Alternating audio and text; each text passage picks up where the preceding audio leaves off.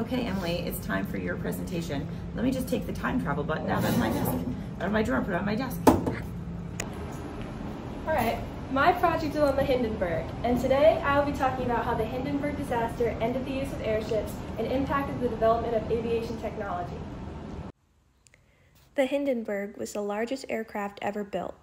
It was owned and operated by Nazi Germany and was constructed by Frenchman Henry Giffard in the 1930s. The airship was a hydrogen-filled blimp which carried a powerful steam engine that turned a large propeller and could fly up to 84 miles per hour.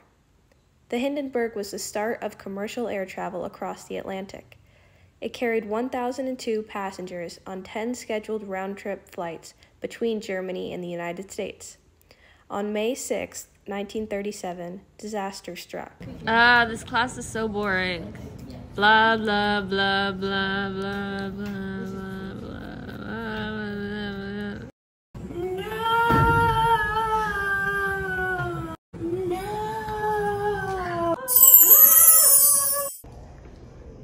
What happened? Ow, my head hurts. Why is everything in black and white? Hey, wait a minute, that's the Hindenburg. The hidden what? Hey look, a blimp. Let's go! Wait, no! Well, now the door's already closed.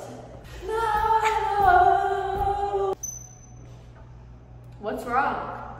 The ship is going to explode. Weren't you listening to my history presentation? Apparently this ship is going to catch on fire and crash in Lakehurst, New Jersey. Oh no! That must be why in our time we rely on airplanes for air travel.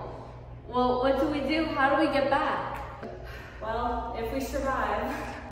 If we survive, I promise to pay attention in history class. Hello, I work aboard the airship. Follow me for a tour? I don't see why not. It's not like 35 people are about to die. Might as well make the most of our final moments.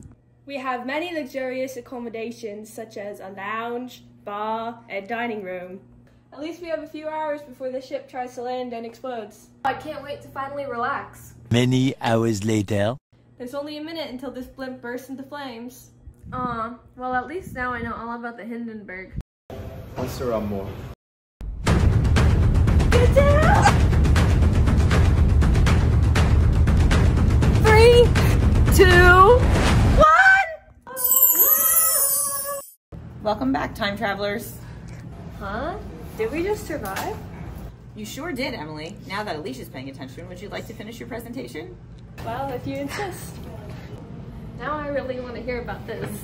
Due to increased fear and realizations about the dangers of airship travel, the Hindenburg disaster ended the commercial use of airships and impacted the development of aviation technology.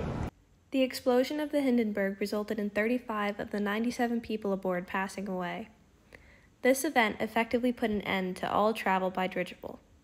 Before the explosion, travel by airship was one of the most elegant ways for the rich to travel the world. However, the explosion was broadcasted all over the world. Those who watched were horrified, and many began to doubt the safety of airships. After the realization that hydrogen is extremely flammable, all remaining blimps switched to using non-flammable helium to fill their gas cells. Although Zeppelin flights didn't end immediately with the Hindenburg disaster, by the late 1930s, passenger airplanes had greatly improved in speed, reliability, and operating cost.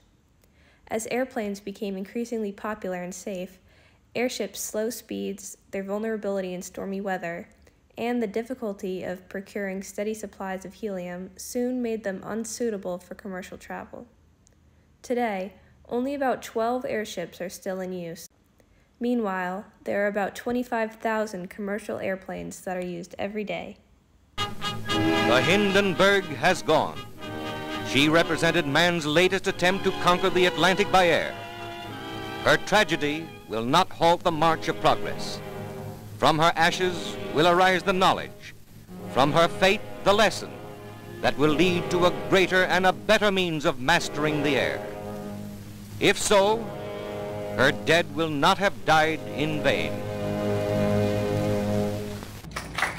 Wonderful job, Emily.